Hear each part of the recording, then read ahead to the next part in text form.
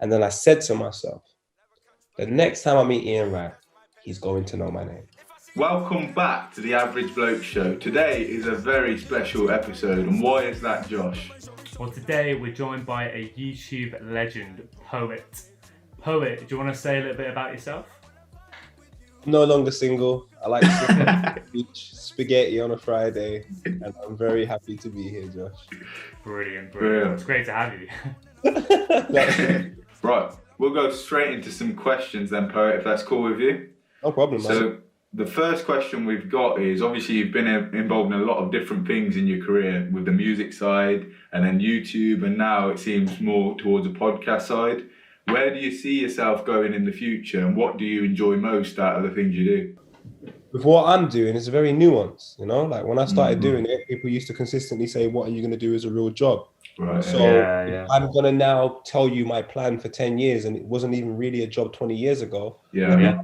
Man, I'd rather just enjoy what's going on, keep creating little projects, and as long as I'm happy, I can pay the bills and take care of my mum, dad, and the rest of them. Yeah, that's the most important thing, you know. So my 10-year plan is to make sure my family's happy. That's decent.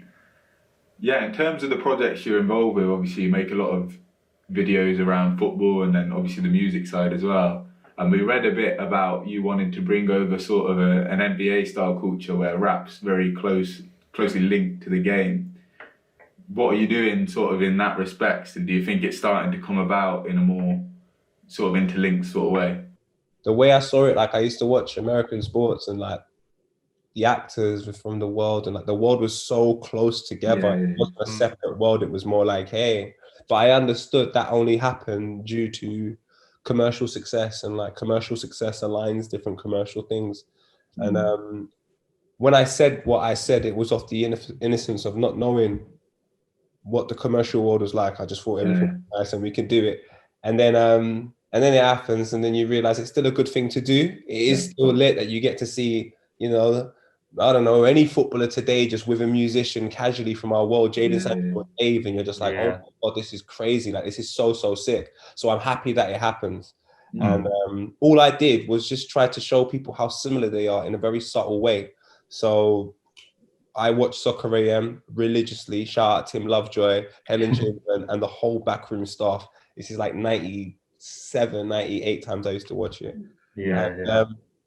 They incorporated musicians on it so well, and I just tried to do a similar thing with Kebabs, Lads and Shimpads, which was a show I made in 2012. And I just tried to get those of musicians coming on a football show. And when I was on Twitter, I would actively talk to musicians about football on purpose, just to show people that, you know, football isn't Stone Island all around.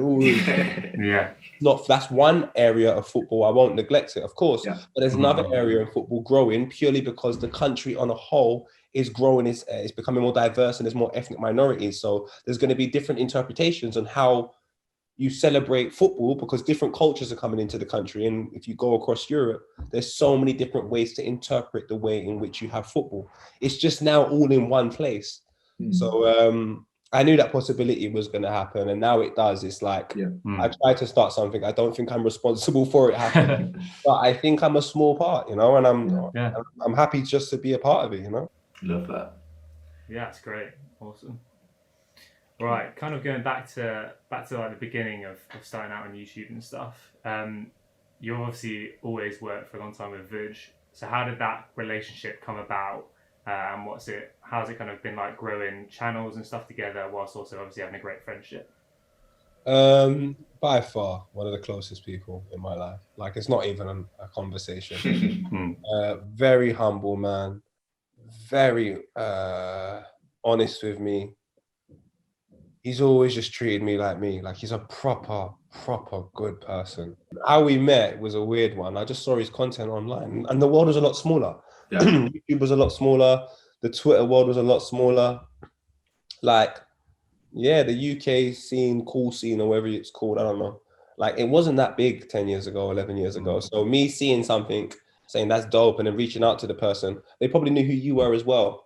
So it made it a very playful. It was like a playground. It was about as big as a playground. So you knew everyone in the playground. You just didn't talk to them. But if you did say, hey, I've seen you before. Like, yeah, I've seen you before. You was really cool.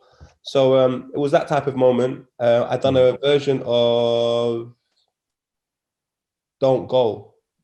I done a version of Don't Go. And I asked Vuj to be in it, to play a cameo role, to sing the chorus, because the guy on the chorus was, he just reminded me of Vuj. So like, oh, man, let's just do it. And from that moment, I just watched him online. He was talking about football on Twitter so much. So I made Kebabs, Lads and Chimpas, like I said. And we weren't close, but we knew each other. Yeah. And then I reached out to him because COPA 90 asked me to come down to do a screen test for a new show off the back of watching Kebabs, Lads and Chimpas. Yeah. And they asked me to bring someone with me. So in my mind, I was like, oh, like, I just always see Vuj talking about football. He seems to be taking YouTube very seriously. It'd be dope to link up with him, you know where I'm coming from? Like, he's really, really talented at what he does. It'd be an honor to work with him. Yeah. Can we work under this parameter? And then that was 2012. And we haven't looked back since. Awesome. Well, you mentioned about COPA 90, and kind of that's, I guess, where your like friendship flourished, and certainly in terms of YouTube stuff. Were there any times that it kind of working together and being such good friends where it kind of was a bit stressful or like put a bit of a strain, or has it always been kind of like plain sailing with you guys? For him, he'll probably say I'm stressful. I'm a lot to do. But no, like there's an acceptance with me, man. I'm from a really like weird upbringing. Like most people are from weird upbringings, and I haven't had a perfect life. It's not been perfect, and I think a lot of people can say that. So because life has already dealt me a very questionable hand, I never walk into any one situation expecting normality by my standards. Yeah. I don't expect there to be no problems. That would be very weird to me. We work too close together to be no problems. There hasn't been problems in a sense of it's like, I'm never talking to you again, but it's just a difference in an approach maybe. And then you just have to sort of like fight your case. And I'm a Jamaican, and the way we fought our case like in Jamaica is very passionate. So it can be interpreted by a different culture as aggression, or misinterpreted by a different culture as me having a problem, or it's nothing to do with that. It's just, that's how I've always spoken, because that's the natural habitat in which I grew up in. Yeah. So all the problems that may spurn, it's just a difference of approach to one situation. But because we have the both, we have a common goal to achieve great things, that's what unites us. Do you reckon that in general, YouTube is like a helpful space for like getting all those different opinions and stuff? Or is it more of like because of certain kind of, I don't know, pressures from YouTube and YouTube audiences, does that kind of sometimes make it harder and put more strain on those sort of friendships and differences? This is the difficulty with anything that's new. No one really knows what's going on. And if it's given to the hands of, and in the commercial world, it's different. So like my dad's a Rasta, like proper Rasta. So I've grown up with principles that cannot be compromised. There's non-negotiables way before Arteta. Like, you can't do this, you can't do this, you can't do that, you can't do that. These are the things you can't do. These are the reasons why you can't do it. And if you do it, these are the repercussions for not doing it. Yeah. So I've grown up in an environment where if you don't have some principles applied to whatever you're doing, that means you're consistently just going with the flow. And the dangers of going with the flow is you're not in control of the flow. Life's in control of the flow. So if you don't take control of your life, life could sometimes deal you a very bad hand because you're not being responsible and attentive to your life. Yeah. I say that to say this. So in everything I do, and everywhere I go, because I've even forgotten the question, to be fair. What was the question again? So I know why I said it. Just like, is YouTube a helpful space in terms of getting those opinions? Yes, because if you know what you're doing, it's the perfect place for you to go and execute it. Yeah. The problem is within the commercial world, it's not about knowing what you're doing. It's about what works, and what's worked is what's popular. So if you want to be, like, for example, if you went to school, within 5 years, you will have, or secondary school, within 5 years, you're in year 11 and you go to college. There is no special means for anyone. And if there is, it's public knowledge that, oh my God, this guy's a genius. That isn't the case with YouTube. It's just go there and figure it out. And then some people everybody wants to get numbers. So all they do is try and figure out the best way to get numbers. But if you're from a place like myself, where there is non-negotiables, you can't do everything everyone's doing to get numbers, because your dad says to you within your life, these are the things you can't do. Yeah. In government standards, if you've been grown up by government, YouTube is perfect for you. The government says, put on a mask today, take it off tomorrow. The government says, don't do this today. And in 2 years, it says, don't do that. And it's so all over the place. If that's the type of way you're designed, then I think YouTube's even more perfect for you, because there's a large audience of people like that. Yeah. So I think there's a lot to do with the person you are. All right, so going back to the COPA 90 videos with Vudge and the FIFA and Chill vids, as FIFA 21's just come out, we thought we'd ask you, who were some of the best FIFA players you've made videos with that were maybe surprised you how good they were? At FIFA? Yeah. Who was so good, they just... Iwobi battered, man. Yeah. Oh my God. Iwobi treated man like crisp, fam. And just ate the dashed it away. It wasn't even a big deal, bro. Like, it's just a packet of crisp. It was mad. We played Vooch, and I even tried to make the environment like intimidating. So I came in with a couple of my dons. So like Maximum from Boy Better Know was there. It was like I must have come in with Shorty, a couple of others. So we've walked in the room like, yeah, we're gonna win. Cause it must have been about 8-9-0. And he's just humbly standing with Arsenal at the time as well. So he's just humbly sitting there like, nah, he's a good guy. Always a good one. I gave him a bit of hell because of his performances, but he's a good guy, man. Proper good guy. And he battered us on FIFA. There were so many. After a while, it comes like brushing your teeth. Which day do you love the most? Right, bit of a different question now, but so Cam and I have got a couple of football shirts on, and we've seen on like Instagram and stuff, you love like a wavy shirt. So we were wondering, what do you reckon your like waviest football shirt, or maybe your favourite football shirt? It's always going to be childhood memories in it because the shirt meant more to you at the time. So France 2000 shirt, just for the Trezeguet moment outside when I was a kid, was... I wasn't even really a kid then, but still, it was Trezeguet. Backed off his top. He was from Argentina, but played for France. Like, that's a real G. Yeah. So that kit, to the point where I didn't want a number on it. I didn't want anything. I just wanted to have it how I bought it. I remember them saying, you put the numbers at that, because Zidane was really good at tournaments. So they're like, oh, why don't you put Zidane's number on the front? I was like, nah, man. Like, that France team was so sick. For me to put any one number, it takes away from the contributions, the likes of Razur and Thuram, and then Pires coming off the bench to even get the setup for Trezeguet and Didier Deschamps throughout the tournament. Like, there was so much really good players throughout that tournament. I just think just have the shirt is a great memory. And I feel that way about the France 98 shirt as well, because it was the France 98 shirt, the Brazil 98 shirt as well, because I really started watching football, if I'm honest with you, 1996. Everything else before that was just, you watched it because your uncles or whatever were watching it. So when I got that Brazil 98 shirt, it was all because of Ronaldo R9. And he was the only footballer that I religiously watched in my household because my dad was in love with him. So we watched him at PSV under Bobby Robson, then watched him when he made the move to Barcelona. So then by the time the World Cup 98 came around, we were aware of his injuries and all of that, and everyone was ruling him out. And he still was, second highest goal scorer. And I was just like, right. And he got to the final, and I was just like, what an absolute incredible guy, bro. He lost the final. It's all about Zidane. But going into that tournament, there was all this pressure on a guy that had never even played a minute in the World Cup prior. Like, never. That's mad, The World Cup, he just was a passenger.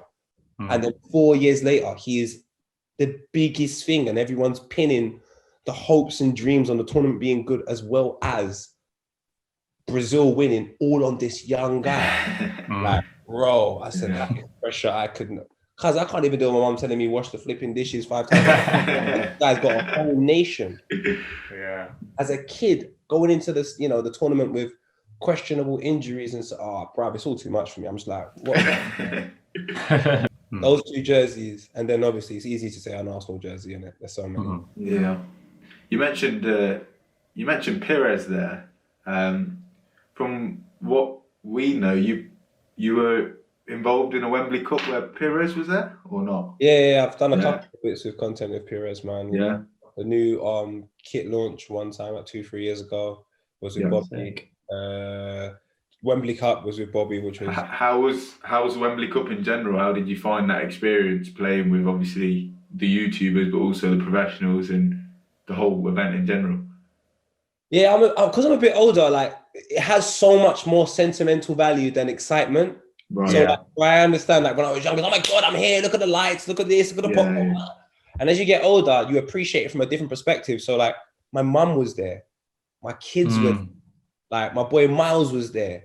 Like, it's an experience that means, although there were so much people there, I'm not going to spend the rest of my life with all of them people in that different walks of life. And at times you're in someone's life for like 2-3 years, and then you move on, and you might see them on Instagram like, oh, how are you? But the people that came with me to the game, I'm going to know them for the rest of my life. This an experience, and as I owe Spencer so much. Like Spencer, thank you. That was like he didn't have to call me. He didn't have to call me at all. You know what I'm saying? And he did, and he even made us promote Filthy Fellas at a time when no one even spoke about it. So, people like Spencer, I'm in debt to him for the rest of my life, because at least I can say, mate, you know, even my kids won't remember when they get older. They'll be like, yeah, our daddy played at Wembley. He's not even a footballer. You know what I mean? So cool. It may not mean that much right now, but I always look at the long-term aspect of it, the pictures and all of that. It was just, man, I thank Spencer so much for that. There's no other way I could have done it. When you were walking out onto the pitch at Wembley, was that one of those moments where you're like, wow, this is huge. Like, I've kind of made it. I didn't even take it in. It's like all I thought was winning. I just wanted to win. Like, I didn't. It was 100,000 people there. I don't care about those stuff. I'm just like, I need to win. And it's only when and I put so much pressure on myself. I played terrible. I remember argument with Jamie Carragher. Poet, fucking come here. I said, bro, after this game, don't speak to me like this. To be fair. But I'm so emotional, and it's only after the game you actually take in, and you walk upstairs and your kids are there, and I was like, what's guy? I'm bringing me mum. I'm with my mum, and it was just knowing the life that I've had. Jesus Christ, my mum is like standing there, and she's just so happy. It was like, this is really a moment where you're excited about everything that's happening now. It's more of a 5 years from now. You're like, oh God, do you remember that time? So like I said, I owe Spencer Owen so much, man. Do you reckon you do it again? If you got like call again from Spencer, would you say yes? Geezer, my back's gone, my legs. I'll give you a little 10 minutes, but nah, of course I will. And it's like, for Spencer, if Spencer asked me to do anything within reason, as long as it doesn't go against my principles, I swear on my kids, I'll do it for Spencer. Anything he wants, like, I'll back that guy forever, man. Really good man. Okay, I think this is our last question then before we get into the challenge. So, as we've already mentioned before about you've collabed and interviewed so many people, is there one that kind of stands out as one you're particularly proud of, or like just one that you were so like happy with at the end of it? There's 3 that stand out for 3 completely different reasons, but maybe equate to the same worth within their respective reasonable fields. Yeah. Ian Wright. Like the first time I met him, it wasn't to do content. England had a friendly game. I can't remember. It's one of them really easy ones. We won like 7-0. And to be a prick, these are the times I was an attention-seeking prick. Now I'm just a prick. I put on Football Manager during the England game because I thought it was so boring, and everyone took pictures of me playing Football Manager literally as the game's on. Yeah. So Ian Wright was there, and I literally walked away from him and said to him, I have nothing. I don't know what to say to you. And I've never liked that with anyone. I don't even care about him. With Ian Wright, I didn't know what to say. I walked away, and he will never even remember. And then I said to myself, the next time I meet Ian Wright, he's going to know my name. Yeah. And I don't even know why I put that much importance and significance on a man that essentially doesn't owe me anything. Yeah. And then there's a video online now where we had to do like some challenge thing. And the first one was like, oh, I hit the crossbar. It was like, first challenge, hit the bar. Everyone was scared. I was like, no, I'm doing it. Hit the bar straight away. I ran away, back up off. I was like, ah! It was such a mad moment. So I was like, and then from then on, me and Ian are cool. Like, here's my boy, which is weird.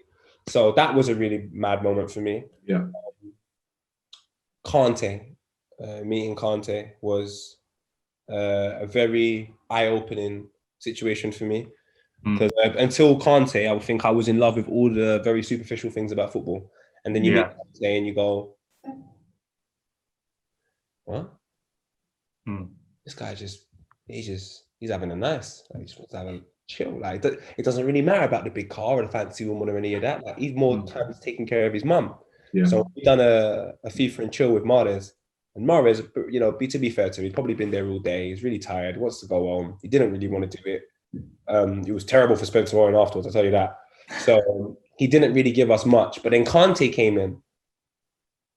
And this man just looked happy to be here, irrespective of whatever he's going through. And when I went home and told my dad said to me, do you know what? That's not a man that's a prisoner to the moment. He's never a prisoner to the moment. A situation doesn't happen and he goes, how can you do this to me? A situation happens, he puts it on scale of his life and then just balances it out and says, how significant is this to anything? This might need 3 days attention. Deal with it, move on. And that's the type of energy I got from him. So when he came in, he may have had training. I reckon he did have training. I reckon he was tired as well. I reckon he had to work really, really, really hard and get himself mentally prepared for a game on the weekend, which I think they won the league that year as well. Yeah. Irrespective of any of that, Donny treated us like he would, like with so much respect, so much time, everything. I was like, I like Kante. And that video went on to do really, really well as well. So, and then I don't know anyone after. I thought I had a third one, but after mentioning Kante, I'm like, oh, it's a bit dead to me. Kante and Ian, like they were for all the right reasons and not superficial. The other ones are just superficial value, innit? Like we kind of met Cristiano Ronaldo. That was funny. Neymar was great doing migraine skank. That was fantastic. But yeah, I really liked Kante and Ian Wright. They were incredible. Right then, it's been an absolute pleasure to have Poet filming with us. Really enjoyed it. Please make sure to check Poet out if you haven't already, and make sure to like, subscribe to our channel and follow our Instagram at Average Blokes. Cheers, guys. See you in the next one. Come and do your thing right next to me. Come and show me something that I've never seen. Yeah, like put all your faith in me, cause I'm feeling kinda vibrant. I wanna vibe with you. Step into my